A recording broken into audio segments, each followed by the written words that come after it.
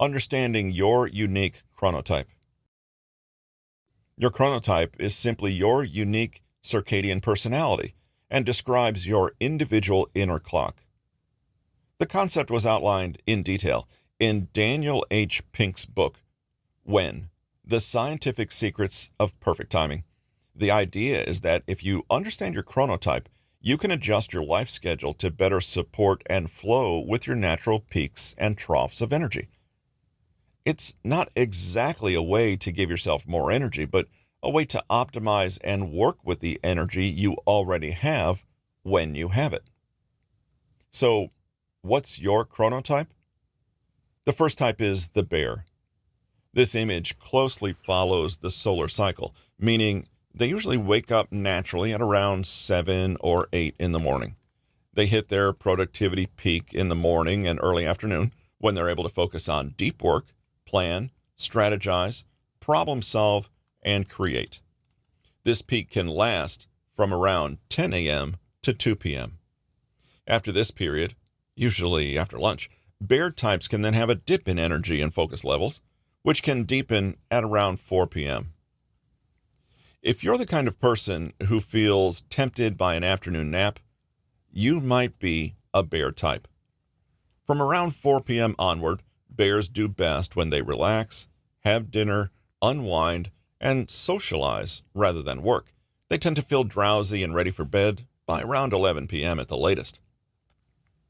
If this schedule sounds familiar, it'll probably be because most people are bears, around 55% of the population.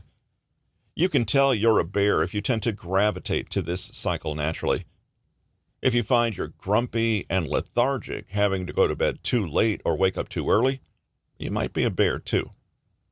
Finally, some research suggests that there are personality types associated with each chronotype.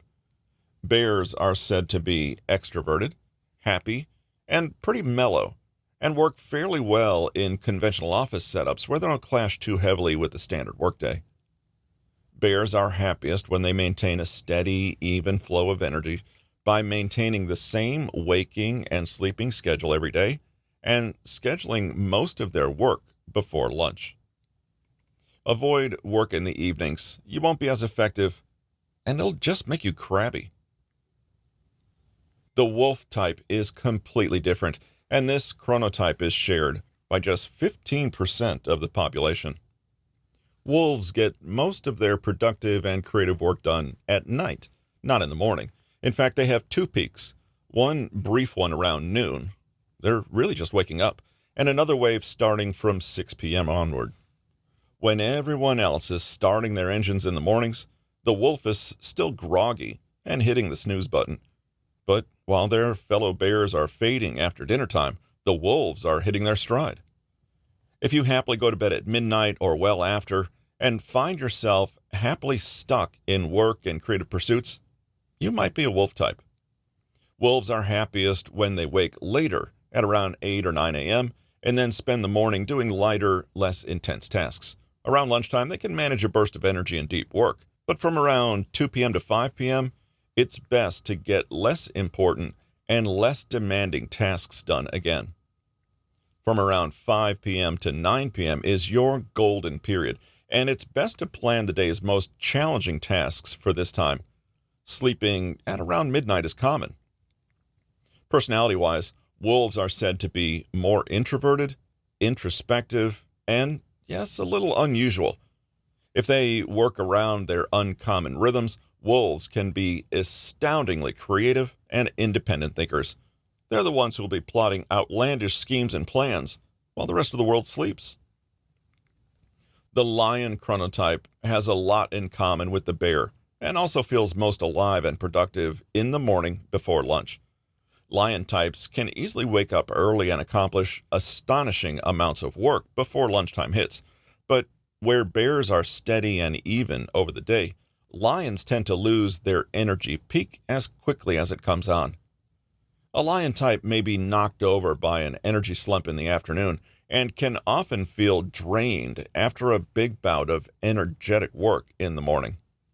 They wake up earlier than most types, around 6 or 7 a.m. is comfortable for them, and their best work starts pretty soon after, with an optimal zone around 8 a.m. to 12 p.m. Lions do best when they wake up and go and get things done before the slog of the day catches up with them, well before lunch if possible.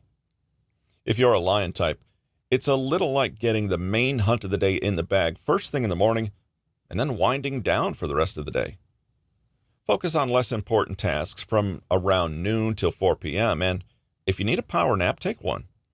Make sure you're spending the hours from 4 to 9 p.m. unwinding. Lions can get strung out if they don't relax properly in the afternoons. Your best bedtime is around 10 p.m.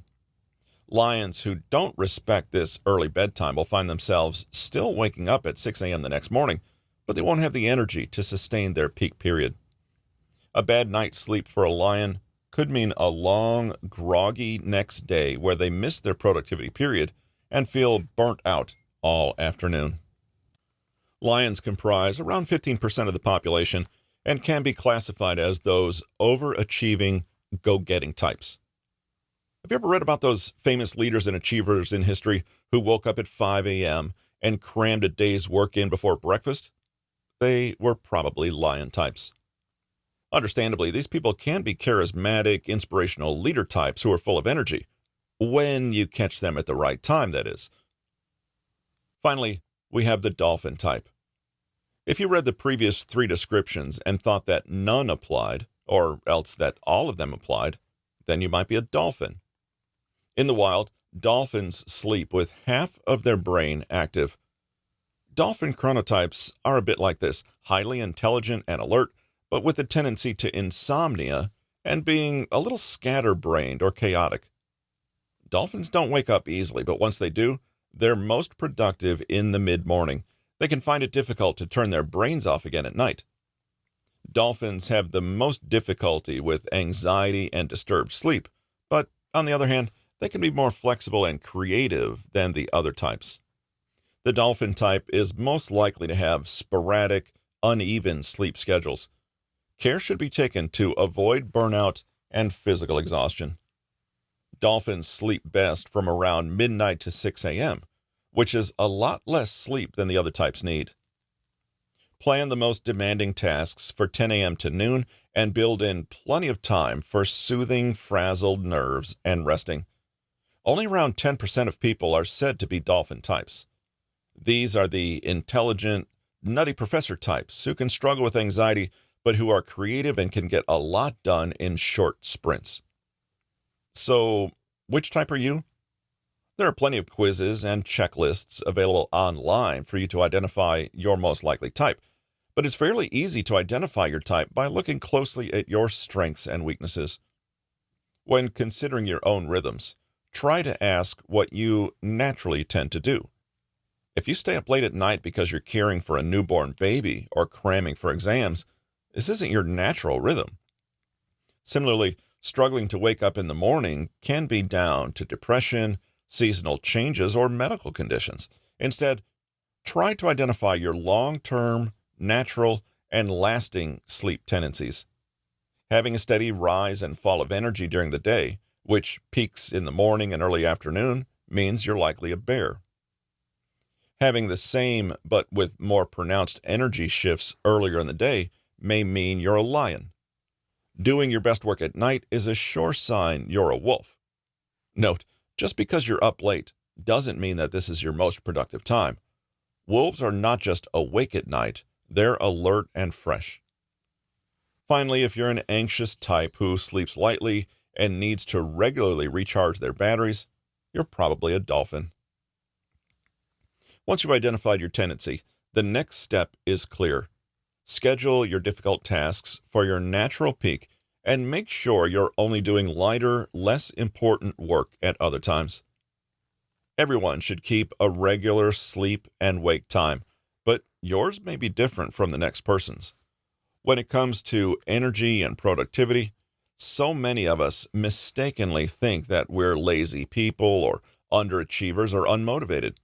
It can be illuminating to learn your chronotype because you realize that everyone has an optimal rhythm, and by understanding yours, you learn that you do indeed have energy, motivation, and drive. It's just a question of when. You might have wondered how these sleep rhythms interact with meal times. Timing is important for everything in life, not just waking up and sleeping, but eating, exercising, working, and more. When it comes to food and energy levels, though, the most significant factor is your blood sugar level, yet another physiological flow and rhythm that needs to be optimally maintained. Before we dive into the importance of blood sugar, we'll address one more issue when it comes to sleep: naps. The difference between sleep and napping. Next to food and water, sleep is our body's most non-negotiable need, and if we don't get enough, our mental and physical performance can quickly deteriorate. You already know that most people should get the mythical 8 hours of sleep, but as we've seen, different people have slightly different needs. No matter your chronotype, your body needs a daily opportunity to rest and refresh itself. Some people find naps are a great way to recharge and relax, whereas others find they interfere with their sleep that night and only leave them feeling groggy. However, not all naps are the same, and it's worth understanding the different types so you can nap strategically for your chronotype. Kinds of naps. Recovery naps are the kind that make up for sleep deprivation the night before. Appetitive naps are taken just because you enjoy napping. You might find they simply relax you and improve your mood and energy levels. Prophylactic naps are taken in advance to prepare for an anticipated period of sleep deprivation, for example, a late night or shift work. Essential naps are when you're ill and you need to rest deeply to give your immune system time to fight off infection. Your body will often force you to sleep, whether you want to or not. Fulfillment naps are for children who need more sleep than adults do. They can occur spontaneously or be planned throughout the day for babies and toddlers. Bearing in mind the natural phases of sleep, a 5-minute nap is simply too short to take you into the deeper restorative phases. After 30 minutes, your body can go into the deeper sleep phases. But then there's another problem. You're no longer napping but full-on sleeping. Waking from this can leave you groggy, not refreshed, and interfere with your sleep that night. So-called power naps are in between, at around 10 or 20 minutes. Daily sleep is essential, but are naps necessary? Recovery naps, prophylactic naps, and essential naps are all useful and play their part. Other naps can be good or bad depending on their length, their timing, your age, and what you do immediately afterward. Homeostatic sleep drive refers to essentially feeling sleepy. Like hunger builds the longer you don't eat, sleep drive builds the more you don't sleep. Napping can lower this sleep drive. This is a good thing, in that being less sleepy means you can perform better, focus, learn better, and even self-regulate your mood more effectively. However, it's a bad thing if decreasing your homeostatic sleep drive results in you not being sufficiently tired to sleep that night. You could establish a vicious cycle of insomnia. As you can see, the advantage and disadvantage of naps is really the same thing. Reducing sleep pressure can combat fatigue in the short term, but exacerbate it by interfering with your natural sleep patterns. If you constantly need a nap, you may in fact be trying to compensate for a broader sleep problem, or the naps themselves may be the problem. People who have difficulty going to sleep at night should avoid napping. For example, dolphin chronotypes. The best way to know that napping isn't right for you personally is to notice its effect on your sleep cycle. If napping makes you sleep later in the evening and wake later in the morning, then you may be so tired the next day that you feel you need another nap, and the cycle continues. Generally, it's best to stick to occasional recovery or essential naps and push through any fatigue so you can continue to build up sleep pressure and sleep deeply that evening instead. If, however, you are the type of person who finds naps useful and refreshing without compromising their sleep, then there are a few ways to optimize your nap. Keep it from 10 to 20 minutes only. Nap halfway between the time you wake up and the time you sleep. This will vary for chronotypes. Avoid napping a few hours before bedtime. Nap in a cool, quiet, dark place that's comfortable and private. Use relaxation techniques to clear your mind and set aside worries so you're not ruminating instead of resting. Notice how you feel after napping and the broader effect it has on you, and adjust accordingly.